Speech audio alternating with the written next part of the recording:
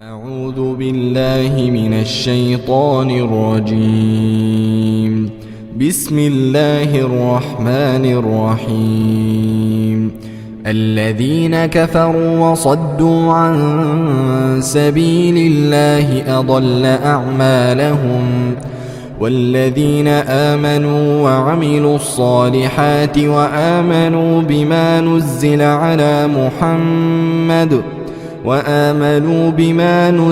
على محمد وهو الحق من ربهم كفر عنهم سيئاتهم وأصلح بالهم ذلك بأن الذين كفروا اتبعوا الباطل وأن الذين آمنوا اتبعوا الحق من ربهم كذلك يضرب الله للناس أمثالهم. അസ്സലാമു അലൈക്കും വറഹ്മത്തുള്ളാഹി വബറകാതുഹു. ഖുർആൻ പദം 1772 ദിവസത്തിലേക്ക് എല്ലാവരെയും ഹാർദമായി സ്വാഗതം ചെയ്യുന്നു. വിശുദ്ധ ഖുർആനിലെ 47 അധ്യായമായ സൂറത്ത് മുഹമ്മദിനെ പൊതുവായി പരിചയപ്പെടുത്തിക്കൊണ്ടുള്ള പഠനമാണ് ഇന്ന് നിർവഹിക്കുന്നത്.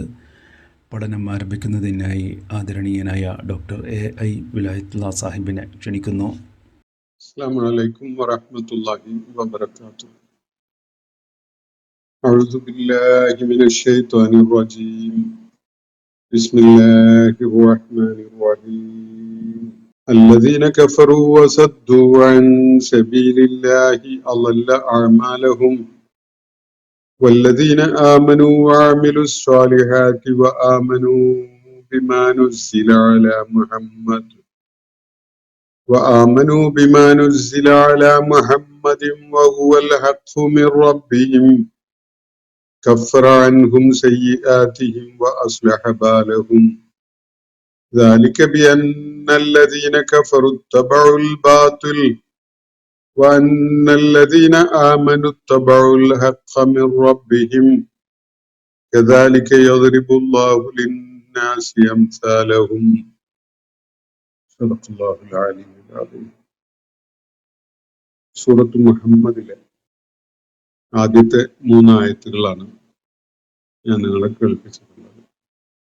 വിശുദ്ധ ഖുർആനിലെ 47 സൂറത്താണ് സൂറത്ത് മുഹമ്മദ്.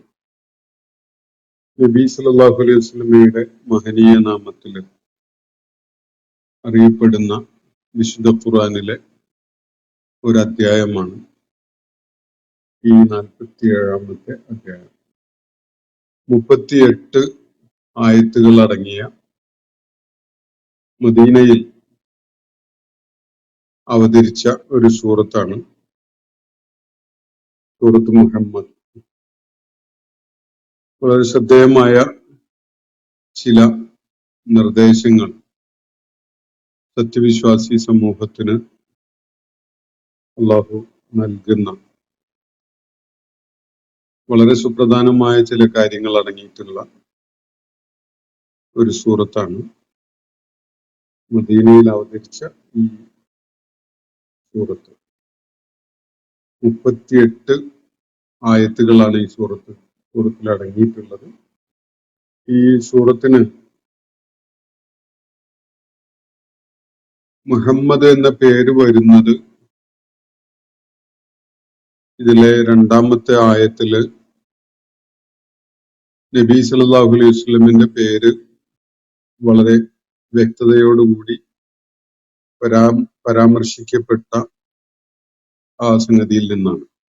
2 ആയത്തില് ഇന്ന് ഞാൻ കേൾപ്പിച്ച ആയത്തുകളുടെ കൂട്ടത്തിൽ തന്നെ സൂറത്തിലെ 2 ആയത്തില് നബി സല്ലല്ലാഹു അലൈഹി വസല്ലമിന്റെ പേര് പരാമർശിച്ചത് നമ്മൾ കാണുകയുണ്ടായി.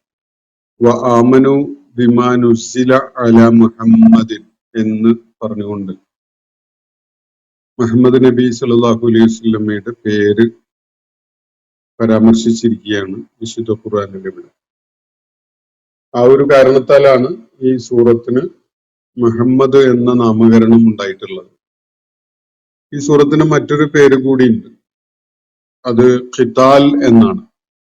യുദ്ധം എന്ന അർത്ഥം വരുന്ന അറബി ഭാഷയിലെ പദമാണ് ഖിതാൽ എന്നത്. മുഹമ്മദ് എന്നത് നബി സല്ലല്ലാഹു അലൈഹി വസല്ലമിന്റെ പേരാണ്. അതിന്റെ അർത്ഥം സ്തുതി അർഹിക്കുന്നവൻ അല്ലെങ്കിൽ പ്രകീർത്തിക്കപ്പെടുന്നവൻ എന്നൊക്കെയുള്ള അർത്ഥസൂചനയാണുള്ളത്. ഹംദ് ചെയ്യപ്പെടുന്നവൻ. അപ്പോ നബി സല്ലല്ലാഹു അലൈഹി വസല്ലമിന്റെ വ്യക്തിത്വത്തെയും അദ്ദേഹത്തിന്റെ ദൗത്യ നിർവഹണത്തെയും സ്വഭാവ ഗുണങ്ങളെയും ഒക്കെ അന്വർത്ഥമാക്കുന്ന, അല്ലെങ്കിൽ പിൽക്കാലത്ത് നബി സല്ലല്ലാഹു അലൈഹി വസല്ലം ചരിത്രത്തിലുടനീളം എന്തൊന്നിന്റെ പേരിലാണോ അറിയപ്പെട്ടത് അത് ഈ പേരിനെ അന്വർത്ഥമാക്കുന്നത് നമ്മൾ മനസ്സിലാക്കിയിട്ടുള്ളതാണ്. എന്തായാലും നബി സല്ലല്ലാഹു അലൈഹി വസല്ലമക്ക് നൽകപ്പെട്ട ആ പേരാണ് സൂറത്തിലൂടെ പരാമർശിക്കപ്പെട്ടിട്ടുള്ളത്. അതാണ് സൂറത്തിന്റെ പേരായിട്ട് നിശ്ചയിക്കപ്പെട്ടിട്ടുള്ളത്. അതുകൂടാതെ ഇതിലെ 20-ാമത്തെ ആയത്തില് വരുന്ന ഒരു പരാമർശത്തിൽ നിന്ന് ഈ സൂറത്തിന് രണ്ടാമതൊരു പേര് നൽകപ്പെട്ടിട്ടുണ്ട്. അതാണ് ഖിതാൽ എന്നത്. 20-ാമത്തെ ആയത്തില് വദുക്കിറ ഫീഹൽ ഖിതാൽ എന്ന ഒരു പരാമർശം കാണാം. ആ പരാമർശത്തിലെ അൽ ഖിതാൽ എന്ന പദത്തിൽ നിന്നാണ് ഖിതാൽ എന്ന വാക്ക് ഈ സൂറത്തിന്റെ പേരായി അംഗീകരിക്കപ്പെട്ടിട്ടുള്ളത്. അപ്പൊ രണ്ട് പേരുകൾ വിശുദ്ധ ഖുർആനിലെ നമ്മൾ ഇതിനകം പിന്നിട്ട ചില സൂറത്തുകൾക്കൊക്കെ അങ്ങനെ ഒന്നിലേറെ പേരുകളുണ്ട്. അതുപോലെ ഈ സൂറത്തിന് രണ്ടാമതൊരു പേരായിട്ട് പരിഗണിക്കപ്പെടുന്നത് ഖിതാൽ എന്നതാണ്. അതിന്റെ വിശദാംശങ്ങൾ നമുക്ക് ആ ആയത്ത് വിശദീകരിക്കുന്ന സന്ദർഭത്തിൽ പരിഗണിക്കാം ഇൻഷാ അല്ലാഹ്.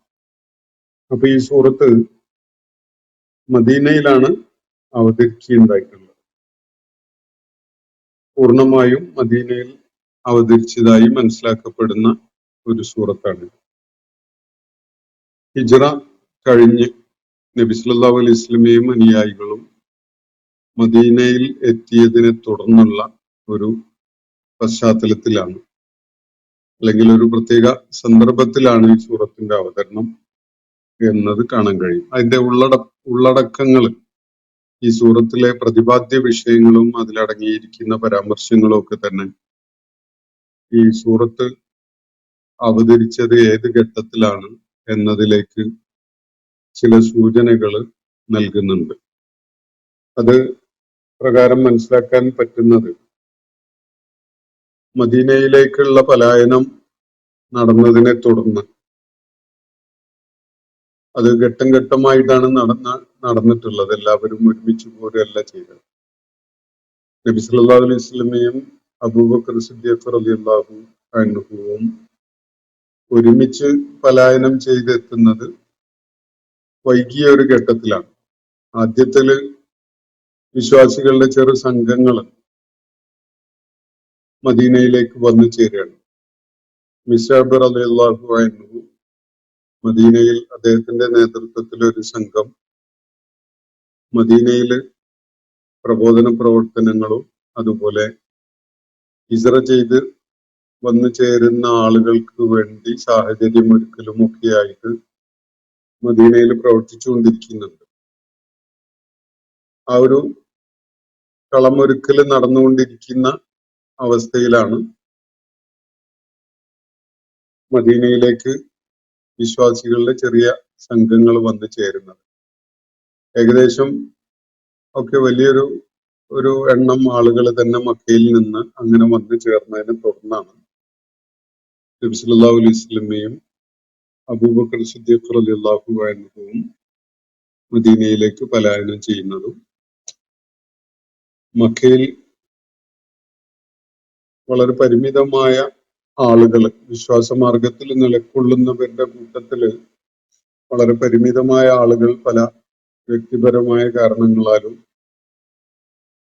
ഹിജ്റ ചെയ്യാൻ പറ്റാതെ അവശേഷിച്ചവര് മാത്രമാണ് ആ ഘട്ടത്തില് ബാക്കിയായിട്ടുള്ളത്. അപ്പോ അതിനെ തുടർന്ന് മദീനയില് ഹിജ്റ ഒന്നാം വർഷം പിന്നിടുന്ന ഘട്ടത്തിലാണ് യുദ്ധത്തിന് അനുമതി നൽകുന്ന ഒരു പരാമർശമുള്ള വിധത്തില് ദൈവിക വെളിപ്പാട് അവതരിക്കുന്നത്. അത് സൂറത്തിൽ ഞാൻ അതിന്റെ റെഫറൻസ് പറയാം. അപ്പൊ ഇത് യുദ്ധത്തിനുള്ള അനുമതി നൽകിക്കൊണ്ടുള്ള ആയത്ത് അവതരിച്ചതിന് ശേഷം മറ്റൊരു ഘട്ടത്തിൽ യുദ്ധത്തിനുള്ള കൽപ്പന നൽകപ്പെടുന്നുണ്ട്. അപ്പൊ അതിനിടക്കുള്ള ഒരു സന്ദർഭത്തിലാണ് യുദ്ധത്തിനുള്ള അനുമതി നൽകപ്പെടുകയും പിന്നീട് യുദ്ധം ചെയ്യാൻ കൽപ്പിക്കുകയും ചെയ്യുന്ന ഒരായത്ത് അവതരിക്കുകയൊക്കെ ചെയ്ത ഈ രണ്ട് സംഭവങ്ങൾക്കിടയിലുള്ള ഒരു ഘട്ടത്തിലാണ് സൂറത്ത് മുഹമ്മദ് അവതരിക്കുന്നത് എന്നാണ് ചൂണ്ടിക്കാണിക്കപ്പെടുന്നത്. മദീനയിലെത്തിയ വിശ്വാസി സമൂഹത്തെ മക്കയിലെ അവരോട് ശത്രുത കാണിച്ചുകൊണ്ടിരുന്ന ഖുറൈശികളും അവരുടെ സ്വാധീനത്തിലുള്ള ആളുകളും തന്നെ എന്നാ പിന്നെ അവര് മദീനയില് സ്വൈരമായിട്ട് ജീവിക്കട്ടെ, സ്വസ്ഥമായിട്ട് കഴിയട്ടെ എന്ന് തീരുമാനിക്കുകയല്ല ചെയ്തത്. മദീനയിലേക്ക് പലായനം ചെയ്ത ആ വിശ്വാസി സമൂഹത്തെ അവർ വീണ്ടും ദ്രോഹിച്ചുകൊണ്ടിരിക്കുകയും വേട്ടയാടിക്കൊണ്ടിരിക്കുകയൊക്കെ തന്നെയാണ് തുടർന്നും ചെയ്യുന്നത്.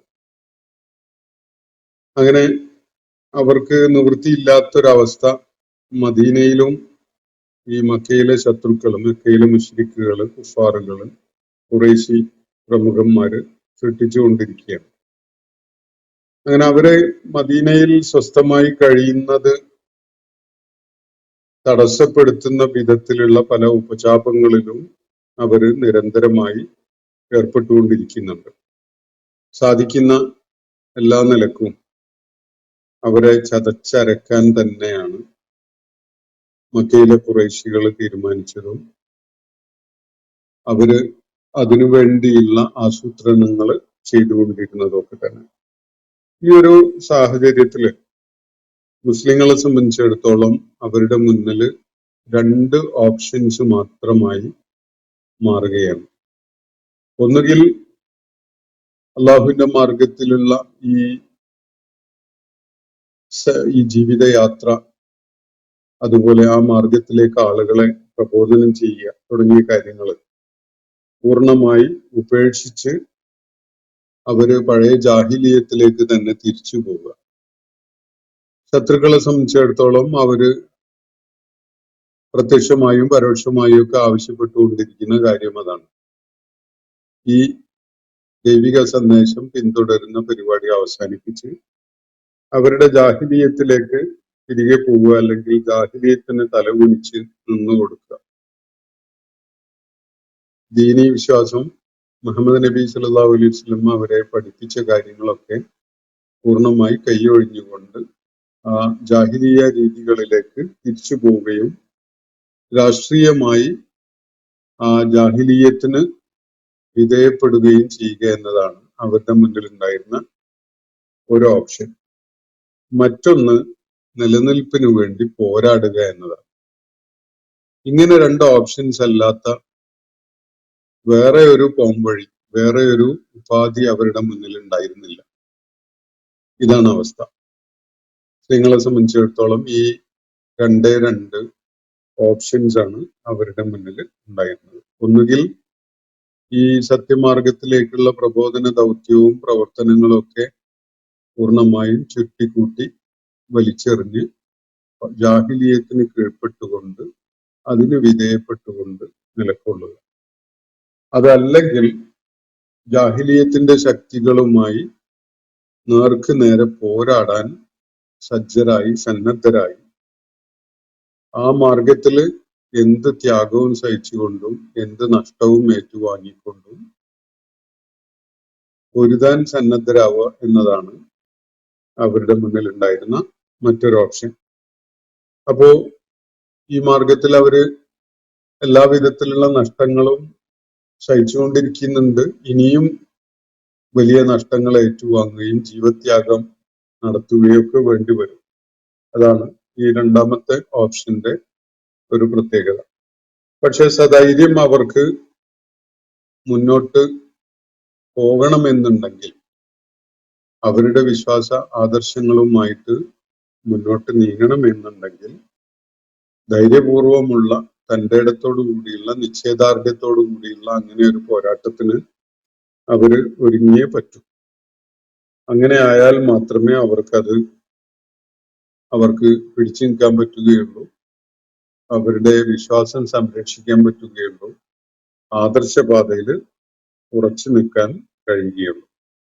സൂറത്തുൽ ഹജ്ജിലെ 39-ാമത്തെ ആയത്തിലാണ് യുദ്ധത്തിന് അനുമതി നൽകുന്ന പ്രഖ്യാപനം അള്ളാഹു നടത്തുന്നത്. അവര് ഉപദ്രവങ്ങൾ ഏറ്റുവാങ്ങേണ്ടി വന്നതിനാൽ, അക്രമത്തിനും മർദ്ദനത്തിനും ഇരയായതിനാൽ യുദ്ധത്തിന് അനുമതി നൽകപ്പെട്ടിരിക്കുന്നു എന്ന് അവിടെ വ്യക്തമാക്കപ്പെടുകയാണ്.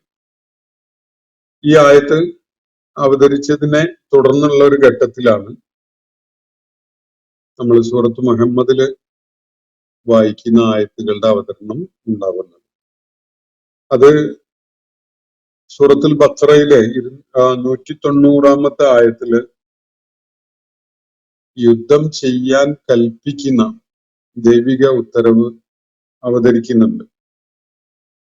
അത് ഈ ആയത്ത് യുദ്ധം ചെയ്യല് നിർബന്ധമാക്കിക്കൊണ്ട് അവരോട്, സത്യവിശ്വാസികളോട് യാതൊരു വിട്ടുവീഴ്ചയും ഇല്ലാത്ത വിധത്തിൽ യുദ്ധത്തിന് മുന്നിട്ടിറങ്ങാൻ ആവശ്യപ്പെടുന്ന സൂറത്തുൽ ബഖറയിലെ 190-ാമത്തെ ആയത്ത് അവതരിക്കുന്നതിന്റെ മുമ്പായിട്ട് യുദ്ധസംബന്ധമായ ചില നിർദ്ദേശങ്ങൾ നൽകുകയാണ് സൂറത്ത് മുഹമ്മദിൽ. ഒന്നാമത്തെ നേരത്തെ സൂറത്തുൽ ഹജ്ജിലെ 39-ാമത്തെ ആയത്ത് ഞാൻ പരാമർശിച്ചു. അവിടെ യുദ്ധത്തിന് അനുമതി നൽകപ്പെടുകയാണ്. സൂറത്തുൽ ബഖറയിലെ 190-ാമത്തെ ആയത്തില് യുദ്ധം ചെയ്യാനുള്ള കൽപ്പനയാണ്. ഈ രണ്ട് ആയത്തുകളുടെയും അവതരണത്തിനിടയിലായിട്ടാണ്, ആ ഇടക്കുള്ള സമയത്താണ് സൂറത്ത് മുഹമ്മദ് അവതരിപ്പിക്കപ്പെടുന്നത്, അതിലെ യുദ്ധപരാമർശങ്ങളൊക്കെ വരുന്നത്. അപ്പോ ആ ഘട്ടത്തില് മുസ്ലിം പക്ഷത്തിന്റെ ഒരു അവസ്ഥ എന്ന് പറയുന്നത്, അവരിലെ എല്ലാവിധ സൈനിക ഒരുക്കങ്ങൾ ചെയ്താലും ഒരു ഏറ്റുമുട്ടലിന്, ഒരു പോരാട്ടത്തിന് ഒരുങ്ങി രംഗത്ത് വരാൻ 1000-ൽ താഴെ ആളുകളാണ് ആകെയുള്ളത്. ഒരു സൈന്യം രൂപീകരിച്ച് യുദ്ധത്തിനായിട്ട് പുറപ്പെടുകയാണെങ്കിൽ ആ സൈന്യത്തിന്റെ ഭാഗമാവാൻ അത്രയൊന്നും ആളുകൾ ഉണ്ടാവില്ല. ബദറിലെ 300 ആളുകളാണ്, 313 ആളുകളാണ് പങ്കാളികളാവാൻ രംഗത്തുണ്ടായിരുന്നത്. അപ്പൊ 1000-ൽ താഴെ ആളുകളാണ് ആകെ മദീനയിലേക്ക് വന്നു ചേർന്ന ആ സംഘത്തിൽ ഉണ്ടായിരുന്ന, സ്ത്രീകളും കുട്ടികളും ഒക്കെ അടങ്ങുന്ന ആ സംഘം. അപ്പൊ അവരിലെ തന്നെ പരിമിതമായ എണ്ണം ആളുകൾ മാത്രമാണ് പോരാട്ടത്തിന്, യുദ്ധത്തിന് യോഗ്യരായിട്ട് ഉള്ളവരായി ഉണ്ടാവുക. എന്നാൽ അവർക്ക് പോരാടേണ്ടിയിരിക്കുന്നത് മക്കയിലെ വെൽ എസ്റ്റാബ്ലിഷ്ഡ് ആയിട്ടുള്ള സമ്പന്നരായ, അതുപോലെ പ്രമാണിമാരൊക്കെയായ ആളുകളുടെ സംഘത്തെയാണ്. അവര് സാമ്പത്തികമായും സൈനികമായും ഒക്കെ സജ്ജരായ കരുത്തുള്ള ആളുകളാണ്. അതിനു പുറമെ മക്കയിലെ ഖുറൈശികളുമായി യോജിപ്പില്, സൈനിക ധാരണയിലൊക്കെ ഉള്ള സമീപ അറബ് ഗോത്രങ്ങൾ വേറെയുണ്ട്. അവരൊക്കെയും തന്നെ ഖുറൈശികളെ പിന്തുണച്ചുകൊണ്ടാണുള്ളത്. അപ്പൊ ഈ സൈനിക ഒരുക്കങ്ങൾ ഉണ്ടാകുമ്പോൾ മുസ്ലിം പക്ഷത്ത് മദീനയിലേക്ക് പലായനം ചെയ്തെത്തിയ ഈ എണ്ണത്തിൽ പരിമിതമായ മുസ്ലിങ്ങളാണ് ഉള്ളതെങ്കിൽ, മറുപക്ഷത്ത് അവർക്ക് നേരിടാനുള്ളത് അറബ് ജാഹിലിയ സമൂഹം ഒന്നടങ്കമാണ്. മുന്നില് ഖുറൈശികളാണ്, മക്കയിലെ കുഫാറുകളും മുശ്രിക്കുകളും ഒക്കെ ആയ ആ സംഘമാണ്. പക്ഷെ അവരോടൊപ്പം അവരെ പിന്തുണച്ചുകൊണ്ട് ഏത് സമയം വേണമെങ്കിലും വന്നു ചേരാവുന്ന വിധത്തിൽ അവരോട് സഖ്യത്തിലായി നിലകൊള്ളുന്ന വേറെ ധാരാളം ഗോത്രങ്ങൾ വേറെയും ഉണ്ടായിരുന്നു. അപ്പോ ഇതാണ് അവരുടെ യഥാർത്ഥത്തിൽ ഉണ്ടായിരുന്ന പൊസിഷൻ. അറബ് ജാഹിലിയത്തിനോട് ഒന്നാകെയായിട്ട് ഏറ്റുമുട്ടേണ്ടി വരുന്ന ഒരു സാഹചര്യമാണ് മുസ്ലിങ്ങളെ സംബന്ധിച്ചിടത്തോളം ആ ഘട്ടത്തിലുള്ളത്. ആ സന്ദർഭത്തിന്റെ ഒരു പ്രത്യേകത എന്ന് പറയുന്നത് അവർക്ക് യുദ്ധത്തിനുള്ള ഉപകരണങ്ങളോ ആയുധങ്ങളോ ഒന്നുമില്ല. പോരാടാൻ ഉള്ള വേണ്ട സജ്ജീകരണങ്ങളൊന്നുമില്ല. വാഹനങ്ങൾ ആയിട്ട് ഉപയോഗിക്കാവുന്ന മൃഗങ്ങൾ അവർക്ക് വളരെ പരിമിതമായിട്ടാണ് അവരുടെ കയ്യിലുള്ളത്. ഒട്ടകവും കുതിരയും ഒക്കെ തന്നെ വളരെ പരിമിതമായ എണ്ണം മാത്രമാണ് അവർക്കുള്ളത്, അവരുടെ കയ്യിലുള്ളത്. അതുപോലെ യുദ്ധസന്നാഹങ്ങൾ യാതൊന്നുമില്ല എന്നുള്ളത് മാത്രമല്ല, അവരിൽ ഭൂരിഭാഗം പേർക്ക് പോലും ഒന്ന് മര്യാദക്ക് കിടന്നുറങ്ങാൻ പറ്റുന്ന പാർപ്പിടങ്ങൾ പോലും ഇല്ല. മദീനയിൽ എത്തിയതോടെ മദീനക്കാരായ സഹായിക്കാൻ രംഗത്ത് വന്ന ആളുകളോടൊപ്പം അവരുടെ പാർപ്പിടങ്ങളും സൗകര്യങ്ങളും ഒക്കെ പങ്കുവെച്ചുകൊണ്ടൊക്കെയാണ് മുസ്ലിം സമൂഹം അവിടെ നിലനിന്ന് പോന്നിരുന്നത്. ആ ഒരു അവസ്ഥയാണുള്ളത്. ജീവിത വിഭവങ്ങളോ തൊഴിലോ വരുമാന മാർഗങ്ങളോ ഒന്നുമില്ല എന്ന വലിയ പ്രതിസന്ധിയൊക്കെ അവര് നേരിടുന്നുണ്ട് ആ ഘട്ടത്തിൽ. മാത്രവുമല്ല, മക്കയിലെ വർഷങ്ങൾ തന്നെ നീണ്ടുനിന്ന ബഹിഷ്കരണവും ഒറ്റപ്പെടുത്തലും ഊരുവിലക്കും ഒക്കെ കാരണമായി അവര് എല്ലാ നിലക്കും വല്ലാത്ത ദുർബലരായി മാറിയിട്ടുണ്ടായിരുന്നു. സാമ്പത്തികമായും അതുപോലെ ആരോഗ്യപരമായിട്ടും ഒക്കെ തന്നെ വളരെ ദുർബലമായ അവസ്ഥയിലാണ് സത്യവിശ്വാസികളുടെ ആ സംഘം അവർ മദീനയിലെത്തിയ ഘട്ടത്തിലും ആ ഒരു അത്തരം പരിമിതികളൊക്കെ ഉണ്ടായിരുന്ന അവസ്ഥയിലാണ് ഉണ്ടായിരുന്നത്. ആ ഒരു സന്ദർഭത്തിലാണ് ഇവിടെ ഒന്നാമതായി യുദ്ധത്തിന് അനുമതി നൽകപ്പെടുന്നു. മറ്റൊരു ഘട്ടത്തില് യുദ്ധം നിർവഹിക്കാൻ വേണ്ടി കൽപ്പിക്കപ്പെടുന്നു. അതിനിടക്ക് ഇവിടെ യുദ്ധസംബന്ധമായ ചില നിർദ്ദേശങ്ങൾ സൂറത്ത് മുഹമ്മദിൽ നൽകപ്പെടുകയും ചെയ്യും. ഇതാണ് നമ്മൾ കാണുന്ന ചിത്രം. അപ്പൊ ഈ സൂറത്തിന്റെ അവതരണത്തിന്റെ ഒരു പശ്ചാത്തലമാണ് ഞാനിവിടെ വിവരിച്ചിട്ടുള്ളത്. ഹിജ്റ നിർവഹിച്ച് 2-ാം വർഷത്തിലാണ് ബദർ യുദ്ധം അരങ്ങേറുന്നത്. ഇസ്ലാമിലെ ഒന്നാമത്തെ സൈനിക പോരാട്ടം നടക്കുന്നത് ഈ 2-ാം വർഷത്തിലാണ്. അപ്പോ ഹിജ്റ കഴിഞ്ഞ് മദീനയിലേക്കുള്ള പലായനം കഴിഞ്ഞ് ബദർ നടക്കുന്നതിന് മുമ്പായുള്ള ഘട്ടങ്ങളിലായിട്ടാണ് ഈ 3 യുദ്ധസംബന്ധമായ ആയത്തുകളും അവതരിപ്പിക്കപ്പെടുന്നത് എന്നത് കാണാൻ കഴിയും. ഒന്നാമത് അതിന് അനുമതി നൽകപ്പെടുന്നു. അതിന്റെ ഒരു പിന്നിട്ട ഘട്ടത്തില് യുദ്ധം നിർവഹിക്കാൻ വേണ്ടി കൽപ്പന നൽകപ്പെടുന്നു. അതിനിടക്കായിട്ട് സൂറത്ത് മുഹമ്മദില് യുദ്ധസംബന്ധമായ ചില നിർദ്ദേശങ്ങൾ നൽകപ്പെടുകയും ചെയ്യുന്നു. ഇതാണ് ഈ സൂറത്തിന്റെ അവതരണ പശ്ചാത്തലം.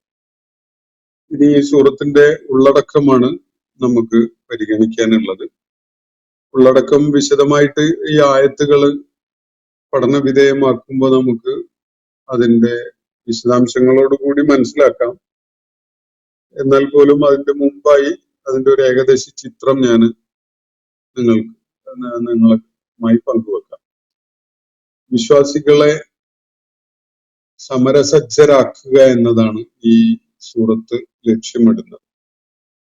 അവരെ പോരാട്ടത്തിന് എക്യുപ്ഡ് ആക്കുക, സജ്ജരാക്കുക, സന്നദ്ധരാക്കി അതിന് പാകപ്പെടുത്തി കൊണ്ടുവരിക. ഇതാണ് സൂറത്ത് ലക്ഷ്യമിടുന്നത് എന്ന് കാണാൻ കഴിയും. ഈ സൂറത്തിന് ഞാൻ സൂചിപ്പിച്ചു നേരത്തെ, ഇതിലെ 20-ാമത്തെ ആയത്തില് ഖിതാൽ എന്ന പദം വരുന്നതിനാൽ ആണ് ഈ സൂറത്തിന് അങ്ങനെ ഖിതാൽ എന്നൊരു പേര് കൂടി വന്നു ചേർന്നിട്ടുള്ളത്. അത് ഈ സൂറത്തിന്റെ ആയത്തുകളുടെ ആ ക്രമം അനുസരിച്ച് തന്നെ ഒരു ക്രമീകരിക്കപ്പെട്ട ചില നിർദ്ദേശങ്ങൾ, അതിന്റെ ഒന്നിനു പുറകെ ഒന്നായിട്ടുള്ള ചില നിർദ്ദേശങ്ങൾ ഈ യുദ്ധത്തിന് ഇസ്ലാമിക സമൂഹത്തെ സജ്ജമാക്കിയെടുക്കുന്നതിന്റെ ഭാഗമായിട്ട് നൽകപ്പെടുന്നത് കാണാം. അതിലൊന്നാമത്തേത് രണ്ട് സംഘങ്ങൾ തമ്മിലുള്ള ഏറ്റുമുട്ടലാണ് ഇവിടെ ആസന്നമായിരിക്കുന്നത്. സത്യവിശ്വാസികൾ ഒരു ഭാഗത്തും സത്യനിഷേധികൾ മറുഭാഗത്തുമായിട്ടാണ് ഈ ഏറ്റുമുട്ടൽ നടക്കാനിരിക്കുന്നത്. അള്ളാഹുവിന്റെ തീരുമാനം സത്യവിശ്വാസികൾ ഈ സത്യനിഷേധികളുമായുള്ള ഏറ്റുമുട്ടല് നിർവഹിച്ചുകൊണ്ട് സത്യനിഷേധികളുടെ കുഫാറുകളുടെ അധ്വാന പരിശ്രമങ്ങളും അവരുടെ പ്രയത്നങ്ങളും ഒക്കെ ഫലശൂന്യമാക്കി നിഷ്ഫലമാക്കി കളയുക എന്നതാണ്. ആൾബലവുമായും അതുപോലെ സാമ്പത്തിക ശേഷി കൊണ്ടും സൈനിക ഒരുക്കങ്ങൾ കൊണ്ടുമൊക്കെ വളരെ മുന്നിട്ട് നിൽക്കുന്ന, ആത്മവിശ്വാസം വളരെ കൂടുതലായി കാണിക്കുന്ന ഒരവസ്ഥയാണ് സത്യനിഷേധികൾക്ക് ആ ഘട്ടത്തിലുള്ളത്. അവരെ ഒന്ന് തറപറ്റിക്കുക എന്നതാണ് അവരുടെ സകല സന്നാഹങ്ങളും സജ്ജീകരണങ്ങളും ഒക്കെ ഇരിക്കെ തന്നെ അവരുടെ ആത്മവിശ്വാസത്തെ തകർത്തു കളയുന്ന ഒരു പരാജയം അവർക്ക് ഉണ്ടാക്കുക എന്നതാണ്. ഇങ്ങനെ ഒരു ഏറ്റുമുട്ടലിന് അവസരം ഒരുക്കിക്കൊണ്ട് അള്ളാഹു അങ്ങനെയുള്ള ഒരു സാഹചര്യമാണ് സൃഷ്ടിക്കുന്നത് എന്നത് കാണാൻ കഴിയും. നിഷേധികളെ ദുർബലമാക്കിക്കൊണ്ടല്ലാതെ മക്കയിലെ സത്യനിഷേധികളെ അവരുടെ അക്രമവാസനയിൽ നിന്ന് പിന്തിരിപ്പിക്കാൻ കഴിയുകയില്ല. വിശ്വാസികളെ ഭൂമിയിൽ കാലുറപ്പിച്ച് നിൽക്കാൻ സമ്മതിക്കുന്ന ഒരവസ്ഥ അവര് കാരണമായി, അല്ലെങ്കിൽ അവരിൽ നിന്ന് ഉണ്ടാവാത്തൊരു സാഹചര്യമാണ് ഉണ്ടായിരുന്നത്. എന്ന് പറഞ്ഞാൽ വിശ്വാസികൾക്ക് കാലുറച്ചു നിൽക്കാൻ, അവരുടെ ആദർശപാതയിൽ സ്വതന്ത്രമായി മുന്നേറാൻ ഒന്നും സമ്മതിക്കാത്തൊരു അവസ്ഥയാണ് ഉണ്ടായിരുന്നത്. ആ അവസ്ഥക്ക് മാറ്റം വരണമെങ്കിൽ മക്കയിലെ ഈ നിഷേധികളെ ഒരു ശക്തമായ ഏറ്റുമുട്ടലിലൂടെ ദുർബലമാക്കിയിട്ട് വേണം. അപ്പൊ അതിന് ഒരു കളമൊരുക്കുകയാണ് അല്ലാഹു ഇവിടെ ചെയ്യുന്നത് എന്ന് കാണാൻ കഴിയും. അപ്പൊ അവരുടെ പ്രയത്നങ്ങൾ, അവരുടെ സമ്പാദ്യങ്ങൾ, അവരുടെ അധ്വാന ഫലങ്ങൾ, ഇതൊക്കെ അതിന്റെ ഫലം അവർക്ക് ലഭിക്കാത്ത വിധത്തിലാക്കി മാറ്റണം. ഇതാണ് യുദ്ധത്തിലൂടെ ലക്ഷ്യമിടുന്ന ഒരു കാര്യം എന്നത് നമുക്ക് മനസ്സിലാക്കാൻ സാധിക്കും. മറ്റൊന്ന്, ഈ യുദ്ധസംബന്ധമായ പ്രാഥമികമായ ചില നിർദ്ദേശങ്ങൾ, അതുപോലെ നിർദ്ദേശങ്ങൾ നൽകപ്പെടുകയാണ് ഈ സൂറത്തിൽ. അതുപോലെ ദൈവിക സഹായം, ദൈവികമായ മാർഗദർശനം, ഈ കാര്യങ്ങളിൽ അള്ളാഹു അവർക്ക് ഉറപ്പ് നൽകുകയാണ്. അതുപോലെ ഈ ആവശ്യത്തിന്, ഈ സരണിയിൽ ത്യാഗപരിശ്രമങ്ങളിൽ ഏർപ്പെടുന്ന ആളുകൾക്ക് അതിമഹത്തരമായ പ്രതിഫലം നൽകപ്പെടും. അത് ഒരിക്കലും തന്നെ ഫലശൂന്യമാവുകയില്ല എന്നൊരു കാര്യം, അത് ഭൗതിക ലോകത്തും പാരത്രിക ലോകത്തും അവർക്ക് ഫലദായകമായ സംഗതികളായി മാറും എന്ന പ്രതീക്ഷാ നിർഭരമായ ഒരു കാര്യം ഈ സൂറത്ത് വിശ്വാസികൾക്ക് പകർന്നു നൽകുന്നുണ്ട്. വേറെ ഒരു സംഗതി, നിഷേധികൾ യഥാർത്ഥത്തിൽ അങ്ങനെ ദൈവികമായ മാർഗദർശനം ലഭിക്കുന്നവരോ സഹായം ലഭിക്കുന്നവരോ അല്ല. അവരുടെ തന്ത്രങ്ങളെയാണ്, അവരുടെ ഗൂഢാലോചന, അവരുടെ ആലോചനയിൽ രൂപപ്പെട്ടിട്ടുള്ള തന്ത്രങ്ങൾ, ഇതിനെയൊക്കെയാണ് ഈ പോരാട്ടത്തിൽ അവർ ആശ്രയിക്കുക. പക്ഷെ അത് അവർക്ക് ഫലം ചെയ്യാൻ പോകുന്നില്ല. ഐഹിക ലോകത്ത് അവർക്ക് അത് പറയത്തക്ക ഗുണമൊന്നും ഉണ്ടാക്കുകയില്ല. പാരത്രിക ലോകത്ത് അവർ ഏറ്റുവാങ്ങാനിരിക്കുന്നത് വലിയ തിരിച്ചടികളുമായിരിക്കും. ഇതാണ് പരാമർശിക്കപ്പെട്ടിരിക്കുന്ന ഒരു കാര്യം. മാത്രവുമല്ല, അസത്യത്തിന്റെ മാർഗത്തിൽ നിലകൊണ്ടുകൊണ്ട് വിശ്വാസികളെയും അതുപോലെ ദൈവിക മാർഗത്തെയും ഒക്കെ വലിയ ദ്രോഹം അഴിച്ചു വിട്ടുകൊണ്ടിരിക്കുന്ന ഈ ആളുകൾക്ക് അതിന്റെ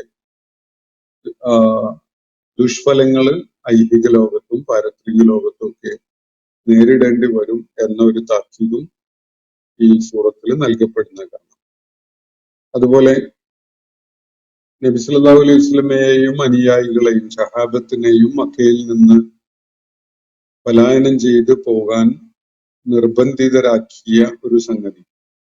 അങ്ങനെ മക്കയിൽ നിന്ന് ഫലത്തില് നബി സല്ലല്ലാഹു അലൈഹി വസല്ലമയെയും അനുയായികളെയും പുറത്താക്കിയ ആ സംഭവം അത് ഒരു വമ്പൻ വിജയമാണ് എന്നാണ് നിഷേധികള് ഈ കുഫാറുകൾ കരുതുന്നത്. നബി സല്ലല്ലാഹു അലൈഹി വസല്ലമയെയും അനുയായികളെയും മക്കയിൽ നിന്ന് പുറത്താക്കാൻ സാധിച്ചു എന്നത് വലിയൊരു വിജയമാണ് എന്ന നിലക്കാണ് അവർ നോക്കിക്കാണുന്നത്. എന്നാൽ അത് അവരുടെ നാശമാണ് വിളിച്ചു വരുത്തുന്നത് എന്നൊരു കാര്യം ഇവിടെ സൂചിപ്പിക്കപ്പെടുന്നുണ്ട് ഈ സൂറത്തിൽ. അതുപോലെ മറ്റൊരു സംഗതി, വലിയ മുസ്ലിങ്ങളായി വലിയ വിശ്വാസികളായി ചമഞ്ഞ് കഴിയുന്ന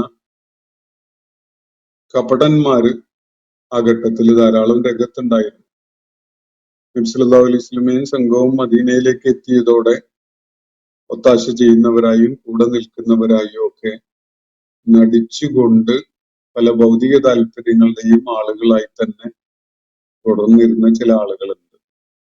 അവർക്കിനി നബിയോടൊപ്പവും നബിയുടെയും അനുയായികളുടെയും ഒപ്പവും ചേരുകയാണ് എന്തുകൊണ്ടും കരണീയമായത് എന്ന് മനസ്സിലാക്കിയിട്ട് അവര് നബി സല്ലല്ലാഹു അലൈഹി വസല്ലമയുടെയും അനുയായികളുടെയും പക്ഷത്ത് നിൽക്കുകയാണ്.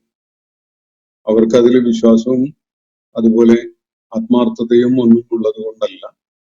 പക്ഷെ ഇനി ഇവരോടൊപ്പം നിൽക്കുക മാത്രമേ വഴിയുള്ളൂ തങ്ങളുടെ സ്ഥാനമാനങ്ങളും പദവിയും അവസ്ഥയും ഒക്കെ സംരക്ഷിക്കാൻ എന്ന് മനസ്സിലാക്കിക്കൊണ്ട് വിശ്വാസം ഉൾക്കൊള്ളാതെ തന്നെ ഭൗതിക താല്പര്യങ്ങളെ മുൻനിർത്തിക്കൊണ്ട് മുസ്ലിം പക്ഷത്ത് വന്നു ചേർന്ന കുറെ പേരുണ്ട്. അവരാണ് കപടവിശ്വാസികളായിട്ട് അറിയപ്പെടുന്നത്. അപ്പോ യുദ്ധകൽപ്പന ഇവിടെ വന്നതോടുകൂടി യുദ്ധത്തിനുള്ള അനുമതി, അതേ തുടർന്ന് യുദ്ധ സംബന്ധമായ നിർദ്ദേശങ്ങൾ, പിന്നെ യുദ്ധം ചെയ്യാനുള്ള കൽപ്പന, ഇങ്ങനെയുള്ള സംഗതികൾ നൽകുന്ന ആയാത്തുകൾ അവതരിച്ചതോടുകൂടി ഇവരാകെ വെട്ടിലാവുകയാണ്.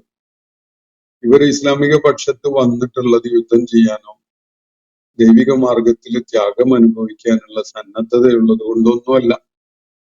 അവരുടെ ഭൗതിക ജീവിത താല്പര്യങ്ങൾ സംരക്ഷിക്കാൻ ഇനി മുസ്ലിങ്ങളോടൊപ്പം നിൽക്കുകയാണ് നല്ലത് എന്നൊരു കണക്കുകൂട്ടലിൽ ഇസ്ലാമിലേക്ക് വന്ന ആളുകളാണ്.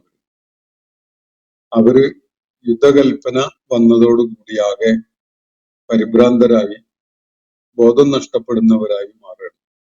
ശത്രുക്കളുമായി ഗൂഢാലോചന ചെയ്തുകൊണ്ട് രഹസ്യമായി അവരുമായി ബന്ധം സ്ഥാപിച്ചുകൊണ്ടെങ്കിലും യുദ്ധത്തിന്റെ കെടുതി തങ്ങൾ നേരിടേണ്ടി വരാതെ ആക്കണം എന്ന ആലോചനയിലാണ് അവര് തുടർന്നുണ്ടാവുന്നത്. മുസ്ലിങ്ങളോടൊപ്പം ആണ് നിലകൊള്ളുന്നതെങ്കിലും യുദ്ധം ചെയ്ത് യുദ്ധത്തിൽ പരിക്ക് പറ്റി അല്ലെങ്കിൽ ജീവഹാനി വന്ന് അല്ലെങ്കിൽ ഭൗതിക സാഹചര്യങ്ങളൊക്കെ നാശമായി അങ്ങനെ ആകാൻ അവർ ഇഷ്ടപ്പെടുന്നില്ല, അവരത് ആഗ്രഹിക്കുന്നില്ല. അതിനാൽ രഹസ്യമായിട്ട് മക്കയിലെ സത്യനിഷേധികളുമായും ഇസ്ലാമിന്റെ പ്രത്യക്ഷ ശത്രുക്കളുമായിട്ടൊക്കെ പല നിലക്കുമുള്ള ബന്ധം സ്ഥാപിക്കുകയാണ് ഈ കപടന്മാർ, ഈ മുനാഫിക്കുകൾ. അവര് ശത്രുക്കളുമായി രഹസ്യമായ ധാരണകളിൽ എത്തിച്ചേരുന്നു. അവര് സ്വന്തം രക്ഷ ഉറപ്പുവരുത്താൻ വേണ്ടി ശത്രുക്കളുടെ സഹായം പ്രതീക്ഷിക്കുകയും അതിനു വേണ്ടിയുള്ള ചില കരുനീക്കങ്ങൾ നടത്തുകയാണ് ചെയ്യുന്നത്. അത് നബി സല്ലല്ലാഹു അലൈഹി വസല്ലമക്കും വിശ്വാസികൾക്കും ഫലത്തില് ദ്രോഹം ചെയ്തുകൊണ്ടാണെങ്കിൽ പോലും അവര് അതിന് തന്നെയാണ് മാനസികമായി സന്നദ്ധരാവുന്നത്. അപ്പൊ യുദ്ധക്കെടുതിയിൽ നിന്ന് അവര് രക്ഷപ്പെടാൻ ഇതിലൂടെ സാധിക്കുമെന്നതാണ് അവർ കാണുന്ന കാര്യം. അപ്പോ ഈ ഒരു കാര്യത്തെ എക്സ്പോസ് ചെയ്തുകൊണ്ട് അല്ലാഹു പറയുന്നത്, കാപട്യം പ്രകടമാക്കുന്ന ഇത്തരം സംഗതികളിൽ ഏർപ്പെടുന്ന ആളുകളുടെ ഒരു പ്രവർത്തനവും അള്ളാഹു സ്വീകരിക്കുകയില്ല എന്നതാണ്. അവിടെ വിശ്വാസികളായി നിലകൊള്ളുന്ന ഈ രഹസ്യമായ ഇത്തരം ബന്ധങ്ങൾ സ്ഥാപിച്ചുകൊണ്ടും ചതി ചെയ്തുകൊണ്ടും ഇസ്ലാമിക പക്ഷത്തിനെ വഞ്ചിച്ചുകൊണ്ടും ഒക്കെയുള്ള കാര്യങ്ങളിൽ ഏർപ്പെടുന്ന ഈ കപട വിശ്വാസികൾ, കാപട്യം പ്രകടമായ ഇത്തരം പ്രവർത്തനങ്ങളിൽ ഏർപ്പെടുന്ന ആളുകൾ, അവരുടെ നല്ല കർമ്മങ്ങൾ പോലും സ്വീകരിക്കപ്പെടുന്നതല്ല, ഒരു കർമ്മവും സ്വീകരിക്കപ്പെടുന്നതല്ല എന്നതാണ് വ്യക്തമാക്കപ്പെടുന്ന കാര്യം. വിശ്വാസികളെ സംബന്ധിച്ചിടത്തോളം വലിയ പരീക്ഷണം അടങ്ങിയ ഒരു സന്ദർഭമാണിത്. ഒന്നുകിൽ അവർ സത്യത്തിന്റെ കൂടെ സധൈര്യം എല്ലാം നഷ്ടപ്പെടുത്തിക്കൊണ്ട് നിലകൊള്ളേണ്ടതുണ്ട്, അതല്ലെങ്കിൽ സത്യത്തിനോട് വിരോധം കാണിക്കുന്ന ആളുകളുമായി പോരാട്ടത്തിൽ ഏർപ്പെടേണ്ടതുണ്ട്. ഇതാണ് ഒരു മാറ്റുരക്കണ ഒരു അവസരം. പക്ഷെ ഇങ്ങനെയുള്ള ഒരു മാറ്റുരക്കൽ ഉണ്ടാകുമ്പോൾ മുസ്ലിം ക്യാമ്പിൽ തന്നെ നിലകൊള്ളുന്ന കപട വിശ്വാസികളെ സംബന്ധിച്ചിടത്തോളം അവരുടെ തനി മുഖം, യഥാർത്ഥ മുഖം വെളിപ്പെടുത്തുന്ന പല സന്ദർഭങ്ങളും ഉണ്ടായി പോവുകയാണ്. അവരുടെ യഥാർത്ഥത്തിലുള്ള പ്രതിബദ്ധത ആരോടാണ്, എന്തിനോടാണ് എന്നതൊക്കെ വെളിപ്പെട്ടു പോകുന്ന അവസരങ്ങളാണ് ഉണ്ടായി വരുന്നത്. അപ്പൊ അവരുടെ കാര്യത്തിൽ അള്ളാഹു കൂടെ വ്യക്തമാക്കുന്നത്, അവരുടെ മുഖം വികൃതമായ ചിത്രം വെളിപ്പെട്ടാലും ഇല്ലെങ്കിലും ഈ കാപട്യവുമായി നടക്കുന്ന ആളുകളുടെ ഒരു കർമ്മവും അള്ളാഹുവിന്റെ അടുക്കൽ പ്രതിഫലാർഹമാവുകയില്ല, സ്വീകാര്യമാവുകയില്ല എന്ന ഒരു കാര്യമാണ് അള്ളാഹു മുനാഫിക്കുകളുമായി ബന്ധപ്പെട്ടുകൊണ്ട് ഇവിടെ വ്യക്തമാക്കുന്നത്. മറ്റൊന്ന്, മുസ്ലിം സമൂഹത്തിനൊരു ഉപദേശം അള്ളാഹു നൽകുകയാണ്. ആൾബലം കുറവായിരിക്കും, വിഭവശൂന്യത അനുഭവപ്പെടുന്നുണ്ടാവും, ശത്രുക്കളുടെ ബാഹുല്യം അവരെ ഭയപ്പെടുത്തുന്നുണ്ടാവും. പക്ഷെ ഇതൊന്നും തന്നെ അവരുടെ ധൈര്യം ചോർന്നു പോകാനുള്ള കാരണമാവരുത്. കാരണം അവര് ഈ ദൗർബല്യം കാണിച്ചുകൊണ്ട് അല്ല നിലകൊള്ളേണ്ടത്. അള്ളാഹുവിന്റെ പക്ഷത്താണ് അവരുള്ളത്, അവരിൽ ഒന്നാമനായിട്ട് അള്ളാഹു ആണുള്ളത് എന്ന തിരിച്ചറിവോടുകൂടിയാണ് അവര് നിലകൊള്ളേണ്ടത് എന്നതാണ് സത്യവിശ്വാസികൾക്ക് നൽകപ്പെടുന്ന നിർദ്ദേശം.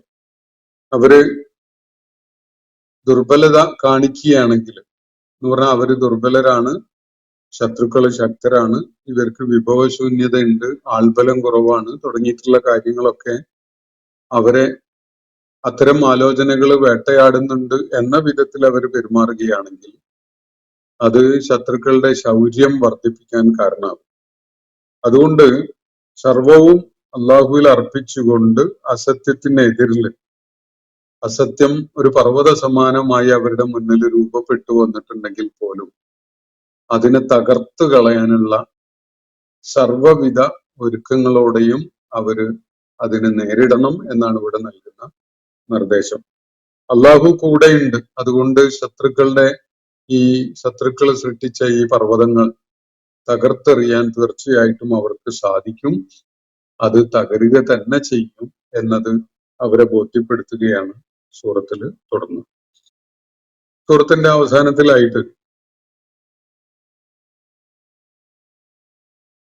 മുസ്ലിങ്ങളോട് അള്ളാഹു ഒരു നിർദ്ദേശം നൽകുകയാണ്, സത്യവിശ്വാസികളുടെ സമൂഹത്തോടായിട്ട് ഒരു നിർദ്ദേശം നൽകുകയാണ്. ആ നിർദ്ദേശം, അള്ളാഹു അവർക്ക് നൽകിയിട്ടുള്ള ധനം യാതൊരു മടിയും കൂടാതെ അള്ളാഹുവിന്റെ മാർഗത്തിൽ വ്യയം ചെയ്യുവാനുള്ള ഒരു ആഹ്വാനമാണ്. സാമ്പത്തിക സ്ഥിതി തീർച്ചയായിട്ടും അവര് ഒരു പലായനമൊക്കെ കഴിഞ്ഞെത്തിയ ഒരു സമൂഹം, അവരെ സ്വീകരിച്ചിരുത്തിയ നാട്ടുകാര് എന്നൊക്കെയുള്ള നിലക്ക് വളരെ ശോചനീയമായ ഒരു അവസ്ഥയാണ് അവർക്കുണ്ടായിരുന്നത്. എങ്കിലും അവര് സർവ സന്നദ്ധതയോടും കൂടി എല്ലാ നിലക്കും ഉള്ള സന്നദ്ധത കാണിച്ചുകൊണ്ട് അള്ളാഹു അവർക്ക് നൽകിയ സകല വിഭവങ്ങളും അള്ളാഹുവിന്റെ മാർഗത്തിൽ ചെലവഴിക്കാൻ സന്നദ്ധരായിക്കൊണ്ട് രംഗത്ത് വരണം എന്നാണ് ഇവിടെ നിർദ്ദേശിക്കപ്പെടുന്നത്.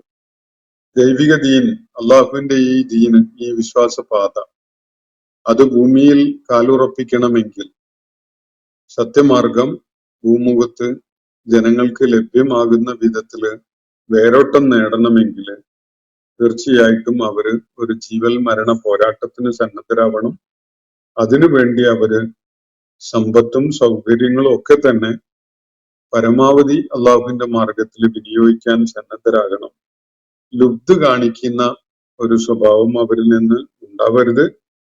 ലുബ്ധ് കാണിക്കുന്നവര് അള്ളാഹുവിനെ ദ്രോഹിക്കുന്നില്ല, സ്വയം തന്നെയാണ് ദ്രോഹിക്കുന്നത് എന്നാണ് വ്യക്തമാക്കപ്പെടുന്ന ഒരു കാര്യം. പിശുക്ക് കാണിക്കുക എന്നത്, അതിലൂടെ ഒരാളും അള്ളാഹുവിനെ ദ്രോഹിക്കാൻ പോകുന്നില്ല. അള്ളാഹു അത്രയും ധന്യനായതുകൊണ്ട്, അള്ളാഹുവിന് ഒരുപാട് മാർഗങ്ങൾ അവന്റേതായ രീതിയിലുള്ളത് കൊണ്ട്, നിങ്ങൾ പിശുക്ക് കാണിച്ചത് കൊണ്ട് അള്ളാഹിനെ ദ്രോഹിക്കാൻ കഴിയും എന്ന് കരുതണ്ട. മറിച്ച് അത് പിശുക്ക് കാണിക്കുക വഴി, ലുബ്ധ് കാണിക്കുക വഴി നിങ്ങളെ തന്നെയാണ് നാശത്തില് ചാടാനിടയാക്കുന്നത് എന്നാണ് വിശ്വാസികളോടായിട്ട് അള്ളാഹു പറയുന്നത്. അതുകൊണ്ട് എന്തും അള്ളാഹുവിന്റെ മാർഗത്തിൽ ത്യജിക്കാനും അള്ളാഹുവിന്റെ മാർഗത്തിൽ ചെലവഴിക്കാനും സന്നദ്ധരാവണം എന്നാണ് നിർദ്ദേശിക്കപ്പെടുന്ന കാര്യം. അള്ളാഹു മനുഷ്യരെ ആശ്രയിച്ചുകൊണ്ട് നിലകൊള്ളുന്നില്ല.